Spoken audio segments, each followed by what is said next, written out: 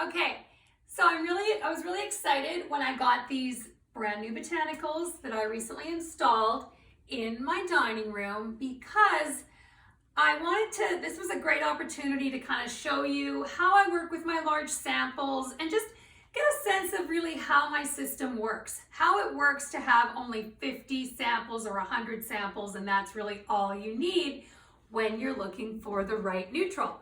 So when I first got these botanicals and I leaned them up against the wall with no other accessories or anything, this is what it looked like. Okay, so see how when you were just comparing the print to the wall color, the walls started looking like they were a little bit pink in comparison. So I thought I'd pull out my colors in my system so you could get a sense of how it works. Okay, so I was trying to find which one is the background, okay? And the first ones I pulled out were these two from Benjamin Moore, Manchester Tan and Grant Beige. Come up and just, yeah, so you can see that if you compare Manchester Tan and Grant Beige, they're both looking pretty good. Feathered Down is the lighter green beige, grayish from Manchester Tan. But then if you look at these two, Natural Elements and Camouflage, well, Natural Elements is looking too blue, and so is Camouflage. It's just a bit darker. So now it's looking like, well, I mean, Camouflage is a sage, right? It's not a neutral. So these would definitely be a no, right? So, I mean, this is a really good way of, if you're in your client's house or in your own house, to see if the color's working. Now, I can do this here. I mean, I'm always telling you to put like white behind the color, and we will be doing that here as well. But the reason why I can kind of show you these, because first of all, I wanted you to see what it looks like behind the original color, but also because the colors are really pale and they're not that different from what's underneath it. So now you lay out the colors and you kind of narrow it down, but then when you decide, okay, like I'm actually gonna really narrow down what color I'm gonna paint this room, so I always turn around two samples like this, okay? So then if Manchester Tan was gonna be the color that we're not painting the room Manchester Tan, why? Because everybody wants white, the whitest of white. It is an ongoing problem. Isn't it, Larkin? It is. Okay. No one wants beige. Nobody wants beige and nobody wants gray, and everyone just wants the palest of pale. So now, if I put Manchester Tan up to this, it's looking pretty good, right? Oh, we're not going to paint the room Manchester Tan, are we? No.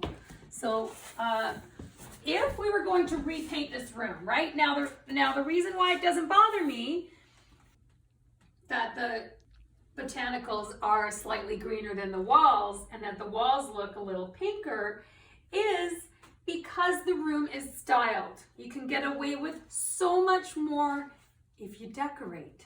Okay, so here's Feathered Down. Now this is a green, beige, grayish, and that is what I would paint the room. That's what I would tweak it to if I really did, like if I was starting from scratch and I didn't already have the almost perfect color on the walls, right? So I would paint it Feathered Down because I know that it's a green, beige, grayish. When you get to the grayish, and I am going to talk about this in detail on a new section of my workshop on day 2 called the White Workshop, because we need to understand white and the minutia of grayish just as much as the minutia of beige or gray, right? But because white and black is where the new trends are, that's where we're going to spend a lot of time on. Okay, so Feathered Down is what I would paint it. And now I just want to talk about, I don't think we talked yet about what color the actual existing color of the walls were, because the color of these walls were Rice Paper by Cloverdale Paint, because they sponsored the paint in this house when I first moved in 8 years ago.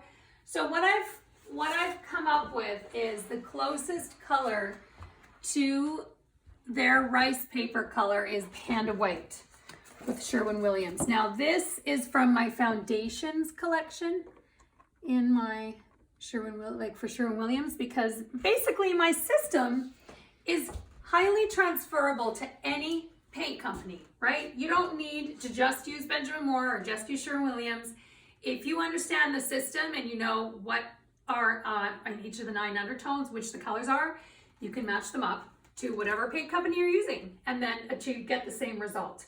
So that you don't need to sift through millions of colors, and you don't need to have go through every single white, in the collection, or every single grayish or gray. So don't you think it was kind of cool that out of all the colors that I had that are out there in the world, immediately I pulled out the green beiges in my system and they happened to match the botanicals? Yes, because that's why the system works, because the colors are always found. People that make art and choose the colors that go into fabrics and carpets, they must be using the colors in my system because they always work. So anyway, I hope that gives you a good sense of kind of how this is working.